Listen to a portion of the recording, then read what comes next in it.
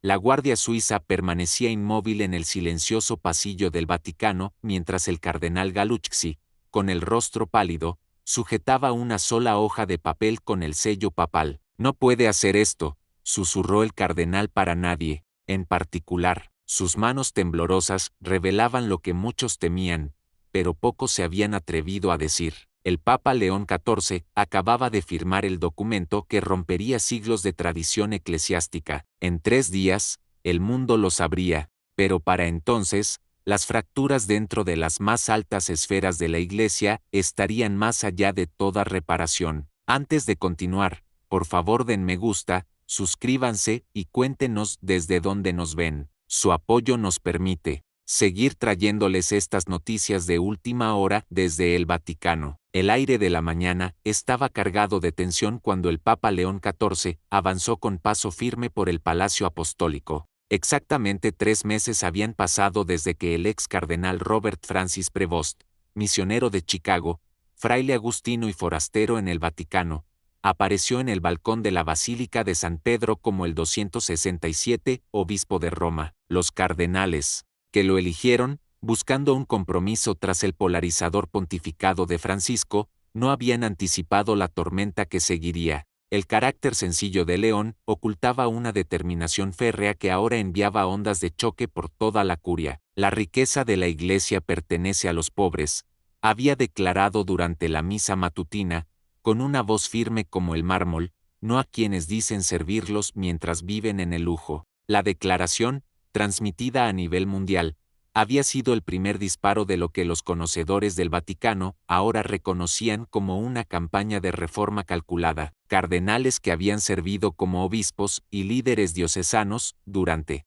décadas fueron reasignados a puestos misioneros en el sur global. Prefectos que habían controlado las finanzas vaticanas durante años descubrieron que sus departamentos estaban bajo auditorías externas. Y hoy, el Papa anunciaría su medida más radical hasta la fecha, la reestructuración completa de la Congregación para la Doctrina de la Fe, el organismo doctrinal del Vaticano, transformándolo de juez a servidor. A puerta cerrada, la resistencia se organizaba, pero públicamente prevalecía un silencio atónito. ¿Quién era este estadounidense que se atrevía a desmantelar estructuras de poder forjadas durante siglos? El cardenal Antonelli miró con nerviosismo a sus colegas mientras se reunían en el ornamentado salón adyacente a los apartamentos papales. La convocatoria había llegado de repente, sin dar tiempo a coordinarse ni prepararse. 8 príncipes de la Iglesia se sentaban ahora en un silencio incómodo, esperando al hombre que había trastocado su mundo. Cuando León XIV entró, no llevaba notas, no lo seguía ningún asistente, y la ausencia de la acostumbrada pompa decía mucho. «Señores», comenzó, con una voz que conservaba un leve acento de sus raíces en Chicago, «los he llamado aquí porque representan las voces más fuertes de oposición a los cambios que he iniciado». La franqueza resultaba impactante. Los papas tradicionalmente operaban mediante una diplomacia sutil y capas de burocracia. Cada uno de ustedes supervisa fondos que podrían alimentar a millones, y sin embargo sus oficinas crecen mientras nuestras misiones luchan por sobrevivir. El cardenal Fiorella intentó interrumpir, pero León levantó la mano. «No he terminado». Colocó una carpeta sobre la mesa. «Aquí está mi directiva que exige a todos los departamentos de la curia redirigir el 60% de sus presupuestos discrecionales a organizaciones de servicio directo». El documento, con el sello papal, eliminaba cualquier esperanza de que León estuviera simplemente posando. «La directiva entra en vigor el próximo mes. Espero su total cooperación». Al darse la vuelta para irse, el cardenal Martinelli encontró su voz. «Su santidad, esto no tiene precedentes». El Papa se detuvo en la puerta. «También fue sin precedentes que Cristo lavara los pies a pescadores, cardenal. Hemos olvidado demasiado de nuestra propia historia». Cuando la puerta se cerró tras él, los hombres intercambiaron miradas que mezclaban la incredulidad con la creciente conciencia de que resistir no sería tan sencillo como habían imaginado. La oficina de comunicaciones del Vaticano hervía, con una actividad inusual mientras el personal se apresuraba a prepararse para lo que muchos ya llamaban el discurso de purificación. En 3 horas, El Papa León XIV se dirigiría a la comunidad católica mundial a través de una transmisión en vivo, eludiendo los filtros de los medios tradicionales y el control del mensaje curial. El padre James Kinsella, un sacerdote estadounidense, recientemente nombrado director de comunicaciones, supervisaba los preparativos técnicos finales con la eficiencia tranquila que había llamado la atención del Papa. Su santidad quiere absoluta claridad, recordó al equipo de traducción. Nada de jerga teológica, nada de ambigüedad diplomática. Este enfoque había horrorizado a los veteranos del Vaticano, acostumbrados a la sutileza y las palabras cuidadosamente elegidas para mantener el delicado equilibrio de la política eclesiástica. Pero León había sido enfático: hablaré con sencillez para que el católico más pobre y menos educado entienda exactamente lo que digo. La estrategia estaba funcionando. En apenas 3 meses, su aprobación entre los católicos comunes se había disparado, incluso mientras la ansiedad se apoderaba de la jerarquía. El discurso de hoy anunciaría la disolución de la Casa Pontificia, la elaborada corte que rodea al papado, y la conversión de los apartamentos papales en un centro de acogida para refugiados. El simbolismo era inconfundible. El primer papa estadounidense estaba desmantelando sistemáticamente la cultura cortesana europea que había moldeado el Vaticano durante siglos. Mientras el padre Kinsella revisaba las declaraciones preparadas, su teléfono vibraba con mensajes de obispos preocupados en todo el mundo. Ninguno sería respondido hasta después del discurso. El Papa había sido claro: que lo escuchen de mí primero, no de nuestras explicaciones sobre lo que pienso decir. El mármol no alimenta a nadie, había dicho el Papa León cuando ordenó la venta de invaluables artefactos vaticanos. La declaración pronunciada durante una reunión presupuestaria con funcionarios de la curia se había propagado por los medios católicos como un reguero de pólvora. Ahora, mientras la directora de los museos vaticanos, la doctora Elena Rossi, supervisaba la cuidadosa retirada de un relicario de oro del siglo XVI, el peso completo de la decisión del Papa se hacía tangible. Estas piezas serán fotografiadas, catalogadas digitalmente y puestas a disposición para el estudio académico, explicó a su personal visiblemente angustiado. Pero su presencia física ya no es necesaria cuando hay niños que mueren de hambre a la sombra de nuestra riqueza. Los ingresos, estimados en más de $300 millones solo en esta primera fase, establecerían la iniciativa global contra el hambre del Papa León XIV, que alimentaría directamente comunidades en 30 países. Detrás de las explicaciones prácticas se ocultaba una revolución teológica. León había redefinido fundamentalmente el concepto de espacio sagrado y de objetos santos, argumentando que la santidad reside en el servicio, no en el oro o la piedra. Cuando el cardenal Vesco protestó diciendo que ciertos artefactos representaban un patrimonio cultural insustituible, la respuesta del Papa fue devastadora: el mandato de Cristo fue alimentar a sus ovejas, no construir museos para albergar nuestro orgullo. El cardenal presentó su renuncia al día siguiente. La doctora Rossi, inicialmente escéptica, había llegado a comprender la visión del Papa con creciente claridad. No estamos destruyendo la historia, dijo a un periodista, que había acudido a documentar el proceso. Finalmente la estamos viviendo. En el Pontificio Colegio Norteamericano, los seminaristas se reunieron en un silencio atónito al leer la carta apostólica que había llegado esa misma mañana. Con efecto inmediato, su formación sería transformada radicalmente. 4 años de estudio teológico se reducirían a 2, y el tiempo restante se dedicaría al servicio directo en comunidades empobrecidas. Más sorprendente aún, el 50% de todos los seminarios del mundo serían convertidos en centros de formación para ministros laicos en un plazo de 18 meses. El sacerdocio se ha convertido en una casta privilegiada, había escrito el Papa León. Hemos olvidado que Cristo llamó a pescadores, no a eruditos, para difundir su mensaje. La carta anunciaba, además, que la ordenación sacerdotal requeriría ahora un mínimo de 2 años sirviendo a los pobres, sin excepciones, incluso para los candidatos más dotados académicamente. Los miembros de la facultad se reunieron en conversaciones preocupadas mientras los estudiantes debatían las implicaciones. Está desmantelando todo el sistema formativo, susurró el padre Moretti, profesor de teología. Generaciones de desarrollo cuidadoso, desaparecidas con una sola carta, pero entre muchos seminaristas jóvenes, la directiva del Papa despertó un entusiasmo inesperado. Para esto me uní desde el principio, dijo Thomas Riley, estudiante de segundo año de Boston, para servir, no para ser servido. Al caer la tarde, el rector del colegio convocó una reunión de emergencia. Nadie sabía exactamente qué decir, pero todos entendían que la formación sacerdotal, y con ella la propia naturaleza del liderazgo católico, estaba siendo transformada de manera irreversible. El titular apareció en todos los portales católicos del mundo: el Papa disuelve los Caballeros de Colón, ordena redistribuir los bienes. En su movimiento más políticamente cargado hasta el momento, León XIV había decretado que la influyente Organización Fraternal Católica Estadounidense,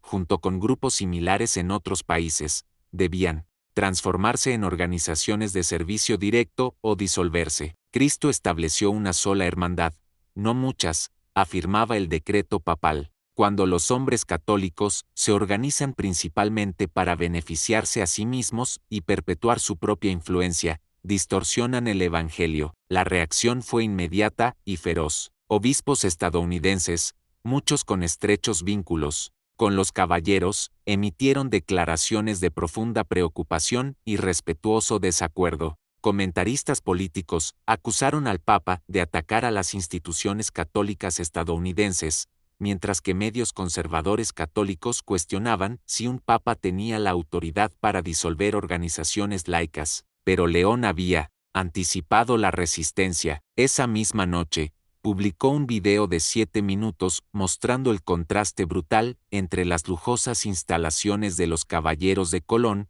y las desesperadas condiciones de las misiones católicas a pocos kilómetros de sus sedes. Los anillos de oro y las espadas ceremoniales no curan a los enfermos ni alimentan a los hambrientos, dijo, con voz tranquila pero firme. Hemos confundido la pompa con la fe, y eso debe terminar. Mientras la controversia estallaba, fuentes vaticanas revelaron que ya se preparaban directivas similares contra otras organizaciones católicas de élite. No existe justificación teológica para el exceso barroco cuando nuestros hermanos y hermanas carecen de agua potable, dijo el Papa León XIV al firmar el documento que reformaba de manera fundamental las directrices para la arquitectura eclesiástica. Las nuevas normas, obligatorias para toda nueva construcción católica en el mundo, enfatizaban la sencillez, la sostenibilidad y los espacios de usos múltiples que pudieran servir a las necesidades comunitarias más allá del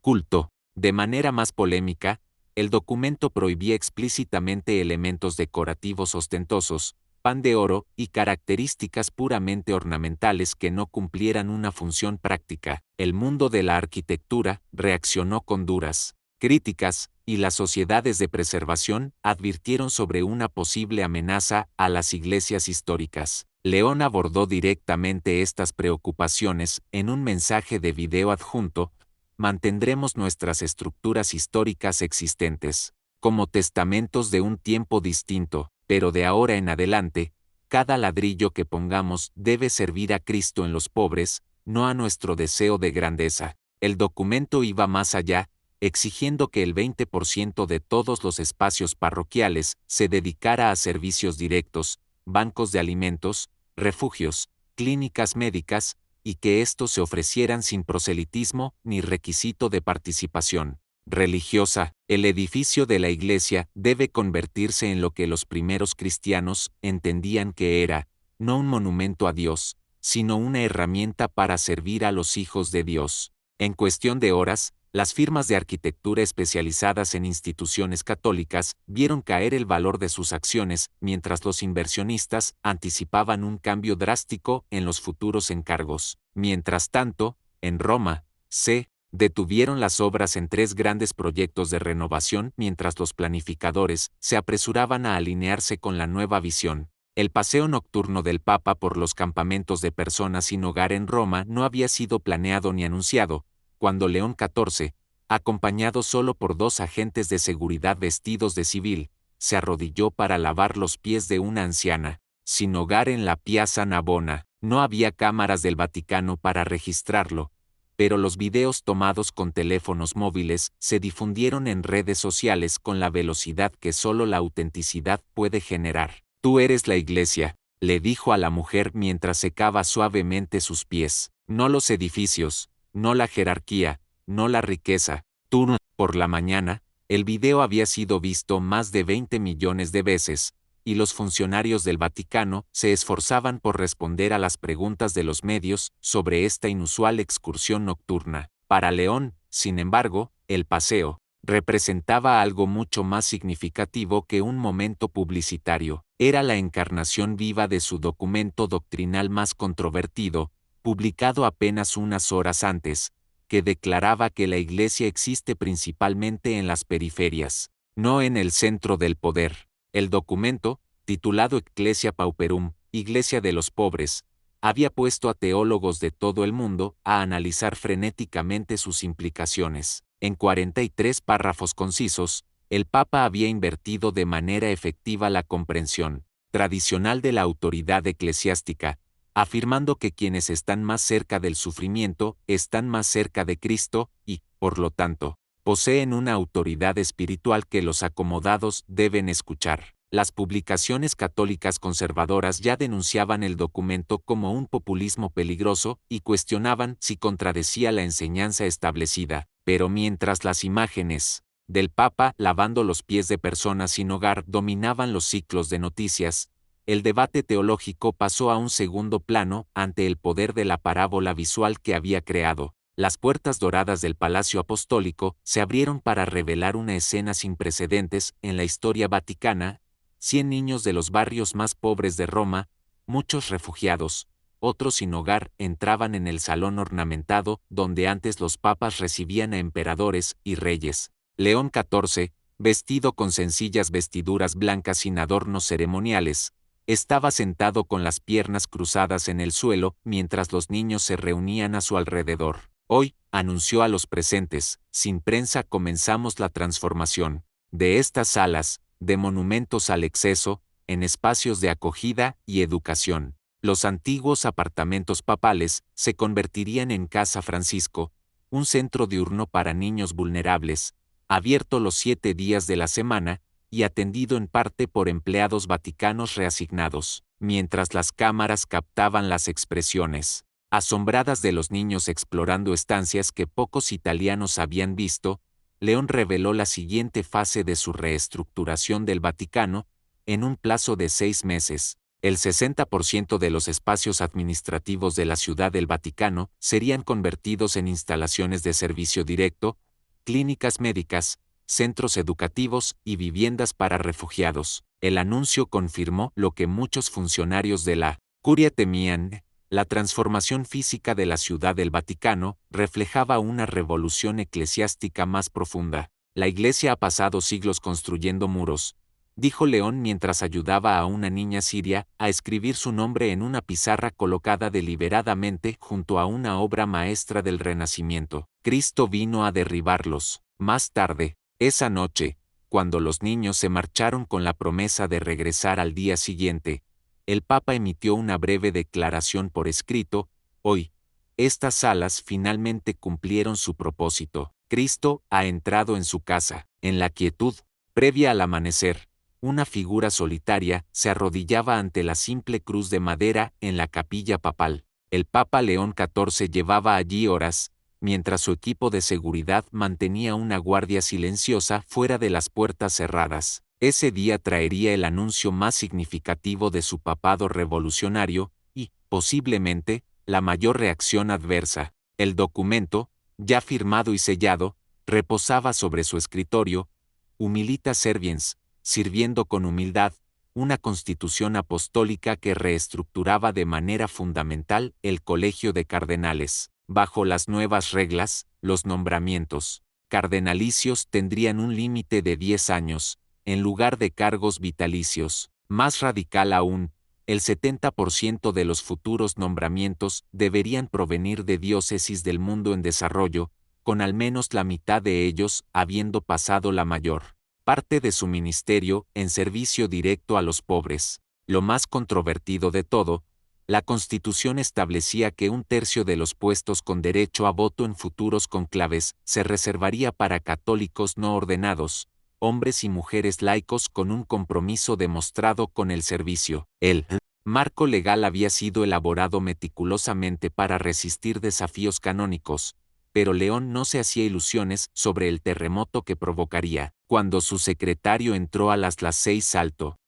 encontró al Papa todavía en oración. ¿Está listo, su santidad?, preguntó en voz baja. León se levantó lentamente, con una expresión que reflejaba tanto la determinación como el peso de su decisión. Nadie está jamás listo para desmantelar sistemas de poder, respondió, pero Cristo tampoco estaba listo para la cruz. Y aún así, la cargó. A medida que la luz matinal llenaba la capilla, el Papa se dirigió hacia la oficina de prensa, donde anunciaría cambios que resonarían en la Iglesia durante generaciones. La revolución que había comenzado en silencio, ahora, hablaría con una claridad inconfundible al mundo. ¿Cree usted que el Papa León XIV ha ido demasiado lejos, o que finalmente está haciendo lo que debía hacerse? Comente abajo, suscríbase y acompáñenos en el próximo capítulo de esta historia en desarrollo desde el interior del Vaticano.